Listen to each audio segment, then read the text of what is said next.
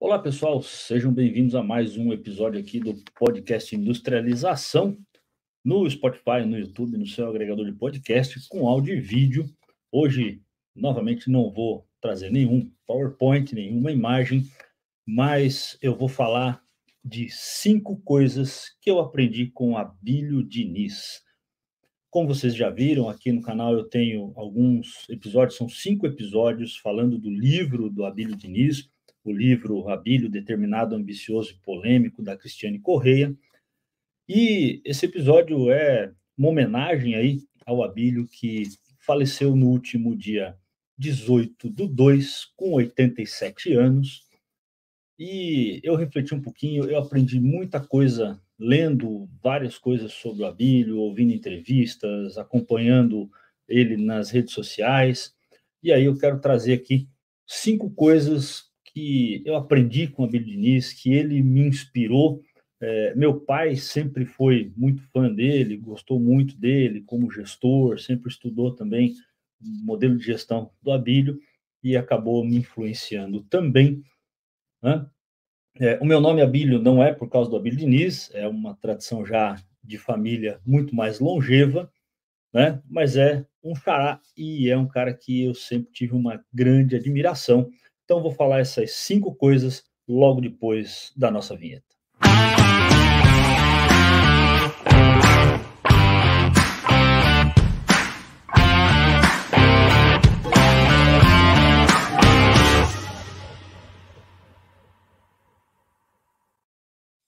Pois é, pessoal. Infelizmente aí, Brasil, o mundo perdeu um grande empresário, uma grande mente, um cara visionário, investidor.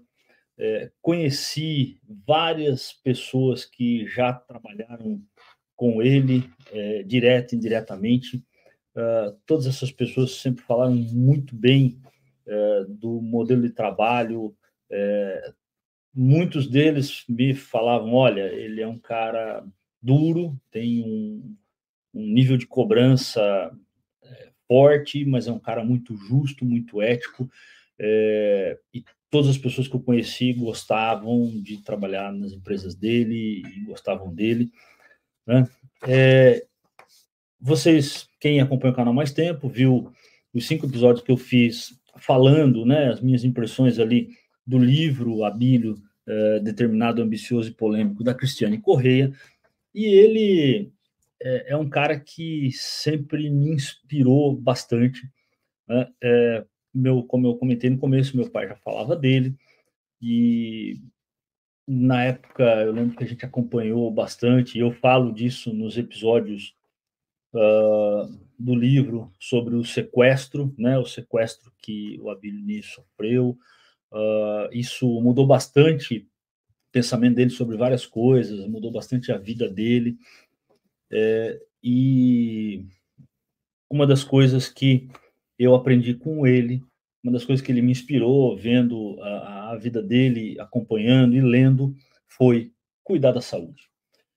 E por que eu falei que cuidar da saúde é a primeira coisa, né? Ele passou por momentos pesadíssimos de estresse, né? No Grupo Pão de Açúcar, quando a empresa quase quebrou algumas vezes, e ele sempre reagia a esses momentos de grande estresse com a prática de exercícios, cuidando da saúde física.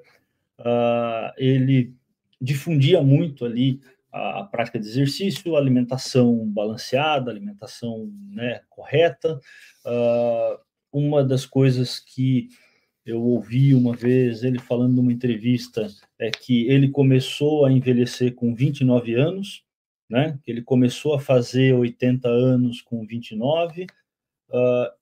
Ele se preparou, então ele passou por um momento ali, parou de fumar e teve um período de reeducação alimentar, né? E prática de exercícios, então cuidava muito bem da saúde física e cuidava também da saúde mental, né? Ele, durante muito tempo, era avesso aí às terapias e análises, né? Passar por psicólogos, psiquiatras, E aí, de repente, ele viu que isso era interessante, que era bom, que ajudava ele a superar momentos de estresse pesados, e ele passou a ter um acompanhamento, né? Fazer consultas e acompanhamentos, tratamentos, quando necessário, com psicólogos e psiquiatras. Então, não escondia de ninguém que ele fazia análise, terapia, né? Então, isso é uma coisa que eu também já fiz em momentos que eu precisei, e recomendo, tá, o cuidado com a saúde física e mental. Eu também, quando comecei a ver essa trajetória do Abílio lá atrás, eu passei também, e por coincidência, foi uma coincidência, também com 28 para 29 anos, eu tive um quadro de estresse pesado, eu estava bem acima do peso, me alimentava muito mal, e aí tive um problema sério de saúde, e aí fiquei até um período afastado do trabalho, acho que uma ou 2 semanas, não me recordo bem, mas tive que promover ali, começar a promover uma mudança na alimentação e prática de exercícios. Falhei em alguns momentos, especialmente no período do mestrado, com alguma carga, e hoje eu vejo que, mesmo no período do mestrado, se tivesse um pouco mais de disciplina, eu poderia ter mantido um ritmo de exercício razoável, né, e cuidado um pouco mais da alimentação naquele período também. Depois do mestrado, eu retomei esses cuidados e sempre tento manter até hoje. A segunda coisa que eu aprendi com o Abel Diniz, que ele me inspirou, foi aprender sempre, né? Aprender sempre, saber ter consciência de que eu vou encontrar todos os dias, o tempo todo, pessoas que sabem coisas diferentes das que eu sei, né? A gente muitas vezes fica pensando, pessoas que sabem mais ou menos do que a gente. Na verdade, as pessoas sabem coisas diferentes e a gente pode aprender com todo mundo. O Abel Diniz, ele, quando viajava, ele ia nas lojas, nos mercados, para entender como eles funcionavam, para saber o que tinha, para aprender. Ele andava nas suas lojas, tentando aprender com as pessoas, com todo mundo, e isso eu também acabei trazendo para mim. Outros cursos e coisas que eu estudei reafirmavam isso, repetiam isso, reforçavam essa ideia de aprender o tempo todo, e achei muito interessante, há poucos anos atrás, quando o Abílio postou, o Abílio Nunes postou, dizendo que ele estava muito empolgado, que ele ia fazer uma coisa que ele nunca tinha feito na vida, que era um programa de televisão, né, um programa de entrevista lá e tal, que ele estava aprendendo como fazer aquilo e tal. Então, aprender sempre, aprender o tempo todo, eu acho, é uma coisa que me motiva, inclusive, a permanecer fazendo o que eu faço, né? Fazendo o trabalho que eu faço. O trabalho que eu faço hoje me dá muita oportunidade de aprender muita coisa todos os dias. Isso é muito legal. Essa semana eu estava até conversando com algumas pessoas num projeto, e uma das pessoas, né, expressou ali uma frustração, que porque descobriu uma coisa nova naquele momento, né? E aí expressou uma frustração de, pô, se eu soubesse disso antes, né, meu trabalho teria sido mais rápido, mais fácil, teria sofrido menos. E eu até comentei com o pessoal que realmente essa é uma sensação muitas vezes paradoxal, é uma sensação ruim quando a gente olha para alguma coisa que a gente descobriu naquele dia, aprendi hoje, eu pensar, né? Poxa, se eu soubesse disso antes, se eu tivesse aprendido antes, na semana passada, mês passado, ano passado, 10 anos atrás, eu tive um trabalho, um projeto, um desafio, alguma coisa que foi muito mais difícil, ou simplesmente não consegui, falhei, não deu certo o projeto que eu tentei, a iniciativa que eu tentei, o trabalho que eu quis fazer, não deu certo, e se eu soubesse, teria dado certo. Então, esse é um sentimento ruim de quando a gente descobre alguma coisa, aprende alguma coisa, e aí a gente quer voltar no tempo para reparar um erro cometido. Então, pode ser, né, pode parecer uma coisa ruim ter descoberto aquilo, mas o momento que a gente parar de ter essa sensação, né, de se eu soubesse disso antes teria sido diferente, é porque muito provavelmente a gente parou de aprender. O dia que eu parar de ter essa sensação, né, de se eu soubesse disso antes, é porque eu parei de aprender, né? E o que eu estou aprendendo não tem muito significado. Então, é um sentimento que às vezes frustra um pouquinho, mas é porque você está aprendendo, você está crescendo. Muitas vezes é a dor do crescimento, né? Outra coisa, lendo os livros do Abílio Diniz, podcasts, ouvi alguns podcasts de entrevista com ele, que nós precisamos das pessoas. E a gente vive numa era muito complicada com relação a isso, quando a gente vem falando aí de automação, inteligência artificial, me, me deixa muito chateado, ou às vezes até irritado, quando eu vejo vídeos ou podcasts, artigos, falas de pessoas dizendo que você, a partir de agora, pode fazer tudo sozinho usando inteligência artificial, que você não precisa mais de ninguém, que a inteligência artificial avançou a ponto de que você pode escrever um livro de um assunto que você não conhece nada, só usando inteligência artificial. Dá uma impressão de que você pode trocar todo mundo na sua vida por uma inteligência artificial. E não é verdade. Isso não é verdade, nem de longe. Isso, você vai continuar precisando das pessoas, até porque os modelos de inteligência artificial que a gente tem hoje só estão aí porque foram criados por pessoas, e uma pessoa sozinha não cria um modelo decente, né, funcional, interessante de inteligência artificial. Uma pessoa sozinha não faz nada. Não existe um grande projeto, uma grande realização feito por uma única pessoa. A gente está acostumado porque o Steve Jobs inventou isso, porque o Bill Gates inventou aquilo, porque tal pessoa inventou isso. Não existe um inventor que inventa sozinho. Não existe, ninguém fez nada sozinho, todo mundo fez grandes coisas com a ajuda de muita gente. Todas as realizações que eu tive, eu tive com a ajuda de muita gente. Uma vez eu fui abordado no LinkedIn por uma pessoa que queria me entrevistar para um trabalho e tal, e uma das coisas que essa pessoa questionou no meu LinkedIn é que todos os projetos que eu tinha ali descritos, portados no LinkedIn, e alguns projetos muito legais. Teve projetos ali que a gente teve resultados maravilhosos, né? Eu citava muitas pessoas, eu citava pessoas ali, né, que trabalharam comigo naquela realização, naquela tarefa, naquele projeto, e aí esse entrevistador me questionou se eu tinha, né, que eu não tinha, aliás, nenhum projeto, nenhuma postagem, nenhuma grande realização solo. E aí eu falei para ele na época, eu falei, olha, desculpa, mas eu não acredito em grande realização solo, né? Eu não sei, eu não acredito que alguém possa fazer uma grande coisa sozinho, né? Em algum momento você até pode estar sozinho nessa jornada, né? O corredor dos 100 metros rasos, ele pode estar sozinho lá, né, naquele momento dos 100 metros rasos. O maratonista às vezes está sozinho durante a maratona e realiza uma coisa grande. Mas todo o processo de aprendizado, de preparação, de recuperação daquele evento, essa pessoa vai precisar de muitas pessoas, né? A gente sempre precisa de muitas pessoas, o tempo todo. Tá? E o Abílio, ele era muito consciente disso. Uma grande empresa, um grande negócio, uma grande indústria, um grande supermercado era feito de muitas pessoas competentes. Uma empresa de alta performance era feita de muitas pessoas que estavam num momento de vida de alta performance. Uma empresa aprender a crescer, isso só se fazia com muitas pessoas com vontade de aprender e crescer.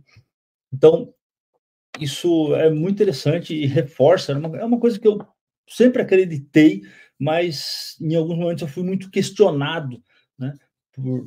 Até por lideranças, de achar que, tá bom, mas tem esse desafio, mas olha, eu gostaria da ajuda dessa pessoa, com isso a gente vai fazer isso mais rápido, mais bem feito, melhor, cada um na sua vocação, né? Ao invés de eu gastar 50 horas para fazer, eu conheço uma pessoa aqui que faz isso em algumas horas, né? Agora, essa parte eu sei que eu consigo fazer bem e rápido e bem feito. Então, por que a gente não divide o trabalho, né, de acordo com a vocação ali, a afinidade e o conhecimento de cada pessoa, né? E isso só reforçou para mim, né, o fato da gente precisar das pessoas. A quarta coisa que eu aprendi, que o Abílio me inspirou muito, quem viu os resumos o resumo, as impressões lá do livro que eu fiz, foi que às vezes a gente precisa reduzir ou desacelerar. É o famoso dar um passo para trás, né? Um passo atrás, um passo para trás, para depois, né, dar mais alguns passos para frente. Isso é interessante. O Abílio teve alguns momentos na vida assim. Ele conta vários deles lá no livro da Cristiane Correia. Ele teve esses momentos de reduzir o tamanho da empresa, de vender alguns negócios, de reduzir ritmo de vida, de trabalho para cuidar de alguma coisa, para cuidar da saúde. Então, e em todos esses momentos, ele mostra muito essa necessidade. A gente tem que reconhecer muitas vezes um momento de desacelerar a empresa, de reduzir o tamanho de uma empresa para que ela possa voltar a crescer, para que ela possa voltar a ser grande, para que ela possa novamente se tornar um negócio sólido, né? Isso tanto na empresa quanto na vida. Então, às vezes, na vida a gente também precisa desacelerar um pouquinho, é, voltar para trás, trocar o carro por um mais barato, sair do lugar onde a gente mora para um mais barato, para poder realizar outras coisas, né? Não dá para fazer tudo o tempo todo, né? A gente precisa priorizar as coisas, né? E aí isso é uma coisa que eu aprendi bastante lendo várias coisas sobre a Abílio, tá? A gente precisa desacelerar, precisa reduzir de vez em quando. Um dos momentos mais marcantes foi quando ele retomou ali o controle do Pão de Açúcar, né? E ele, os gestores ali, que eram também da família, estavam criando estruturas muito grandes que o grupo não comportava, o faturamento não comportava, e aí ele, quando ele assumiu o controle, ele vendeu 600 carros corporativos, vendeu o prédio que era a sede nova da empresa, que era um prédio muito luxuoso, muito caro de manter, né? Então ele enxugou muito a empresa ali para poder retomar, inclusive, né, a capacidade de pagamento do endividamento, capacidade de pagamento dos funcionários, tá? Então ele fez uma redução grande ali da empresa naquele momento. Eu achei uma história bem interessante, está bem contada lá no livro da Cristiane Corrêa. Então eu acho que é uma coisa interessante. Eu já fiz isso algumas vezes, até hoje eu faço isso algumas vezes, né, quando eu estou num ritmo muito forte de trabalho e estudo. Às vezes eu começo a perceber que eu estou ficando mais cansado, a gente começa a esquecer, esquece o celular em algum lugar, esquece a chave do carro, perde a chave do carro dentro de casa, né? Esquece de compromisso, esquece, às vezes, coisas importantes no projeto onde a gente está, né? Esquece um compromisso com o cliente. Quando isso acontece, é um alerta de que é o momento de dar uma repensada na rotina. Às vezes, eu estava conversando outro dia um pouquinho com o meu amigo Roberto Sabino, a gente trocando algumas mensagens, e falamos justamente sobre isso, né? Como que você faz ali entre Natal e Ano Novo, né? Você pega férias, e quando você não pega férias? Quando eu não pego férias, eu faço um pouquinho de operação padrão, né? Eu trabalho no máximo 8 horas por dia ali, né? Tipo 8 às 18, 8 às 17, 17 horas, 18 horas no máximo, né? Como a gente costuma brincar, cai a caneta e aí eu curto um pouco a família naquele período, né? Trabalho às vezes da casa da praia. Então, nesses momentos é importante a gente reduzir um pouco o ritmo isso não vai te fazer menos produtivo, muito pelo contrário. Esse é o ponto, né? Você faz um pouco de operação padrão durante uma semana ou 2, quando você já está ficando muito cansado, está chegando num ponto ali, senão você vai ter um burnout.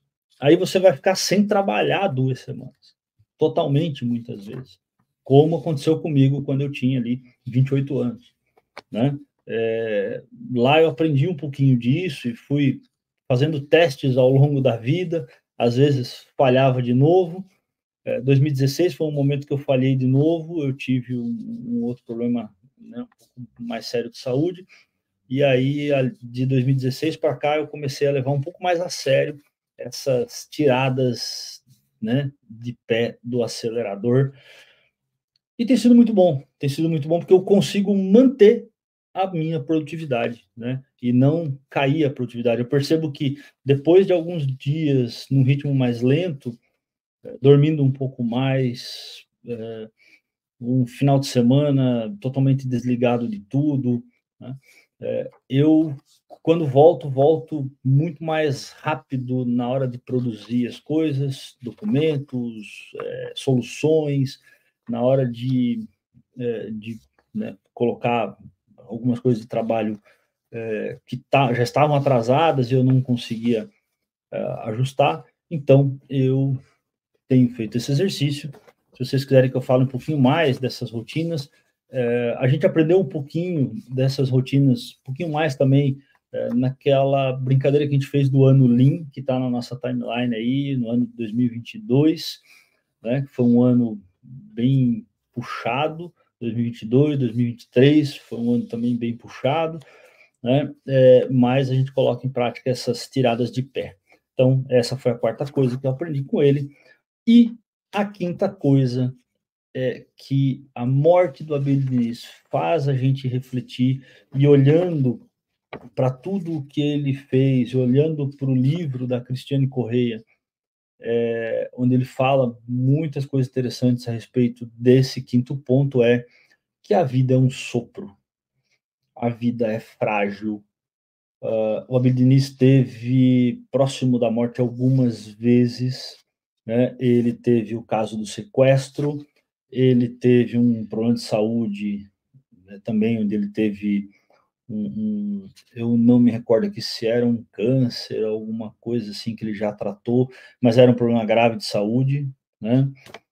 Onde ele teve que fazer uma cirurgia, foi um pouco antes dele se tornar acionista do Carrefour. E aí, ele, com essas questões, ele já falava, né, lá na história do sequestro, ele fala um pouquinho sobre isso, né, que a vida é um sopro, que ele se viu ali alguns dias no cativeiro, pensando se ele sairia vivo dali, né, ouvindo os bandidos falarem e pensando ele não conseguia se alimentar, né, então pensando se ele sairia vivo dali, se algum dia ele ia ver a família dele novamente. Foram momentos assim bem traumáticos. E aí ele falou um pouco sobre isso, então já naquele momento ele falou, e aí ele falava muito de você viver um dia de cada vez, só que o viver um dia de cada vez aqui é um pouco diferente de algumas posturas que eu diria até um pouco irresponsáveis, né? É viver um dia de cada vez pensando que você tem pessoas que precisam ou às vezes dependem de você. E aí, como que o Abílio passou por um sequestro, e aí quase morreu, e ele já era bilionário, e, poxa, se ele já passou por isso, quase morreu, era bilionário, por que que ele trabalhava, né? Por que que ele continuava viajando, trabalhando, desenvolvendo pessoas, né? Ele trabalhava na empresa, desenvolvendo pessoas, treinando pessoas para assumir alguma parte dele, para assumir alguma tarefa que ele gostaria que a pessoa assumisse, né? Por que que ele fazia isso? Né? Porque ele tinha prazer nisso, né? Ele tinha prazer em trabalhar, em continuar investindo, em continuar desenvolvendo pessoas, desenvolvendo empresas, fazendo empresas crescerem com o conhecimento que ele tinha. O Abílio tinha um conhecimento muito grande de gestão, ele tinha uma boa formação, já tinha passado por algumas coisas pesadíssimas do ponto de vista de gestão estratégica ali, embates pesados, né? E aí ele continuou trabalhando até os últimos dias, desenvolvendo pessoas, desenvolvendo processos, criando, né, soluções para os negócios, e isso também me inspira a continuar, seguir trabalhando, fazendo as coisas que eu gosto, seguir aqui compartilhando conteúdo com vocês, mesmo sabendo que a vida é um sopro, né? E com isso eu aprendi a curtir um pouco cada momento, né? É uma coisa que o Abílio falava, né? Para a gente se divertir no processo, né? Eu repito isso muitas vezes, às vezes algumas pessoas, eu já falei isso, não lembro se eu falei aqui ou se eu falei lá no Papo de Negócios, uh, mas eu já tive casos onde algumas pessoas ficaram irritadas comigo, quando a gente estava numa situação complicada num projeto, alguma coisa assim, e todo mundo estava meio fúnebre e eu estava, né, meio animado, porque eu sabia que a gente ia conseguir achar a solução daquilo ali, né? Sabia que a gente ia conseguir chegar em algum ponto razoável. Talvez não chegue num ponto ótimo, mas a gente ia chegar num ponto razoável, né? Então, essa certeza me anima, me motiva, me dá, né, aquela alegria de, não, vamos lá, e eu me divirto no processo, tá? Às vezes, algumas pessoas muito próximas de mim me falam, né, que o meu conceito de diversão é um pouco diferente da maioria, mas eu aprendi, o abilismo me inspirou nisso, né? Eu li um pouco disso também no livro do Steve Jobs, aquele livro, né, do Jobs, do Walter Isaacson. Também, o Steve Jobs também já tinha muito dinheiro e ele continuava trabalhando todos os dias na criação de produtos ali na Apple, já quando estava bastante debilitado, né? E esses caras me inspiram a seguir todos os dias trabalhando, produzindo, de novo, aqui compartilhando conteúdo com vocês e me divertindo em todo esse processo. Mais uma vez, lamentamos a perda do Abílio Diniz, foi uma grande inspiração para nós. Tenho muito orgulho de ter feito os episódios falando do livro, falando um pouquinho dele, aprendendo um pouquinho com ele. Espero que a família esteja sendo confortada nesse momento que é doloroso. Leiam sobre Abílio Diniz, leiam os livros dele, esse livro da Cristiane Corrêa também recomendo, conheçam um pouco do seu legado, conheçam um pouco daquilo que ele ensinava de gestão e inspirem-se também com ele a cuidar da saúde, aprender sempre. Lembre-se que você precisa das pessoas, nós precisamos das pessoas. Às vezes precisa tirar o pé, reduzir um pouco o ritmo, desacelerar, e a vida é um sopro, então faça tudo com alegria, trabalhe, se divirta ao longo do caminho, ao longo do processo, aproveita a família nos momentos de folga e siga em frente até o próximo Industrialização. Uma ótima semana para vocês aí, pessoal. Até a próxima.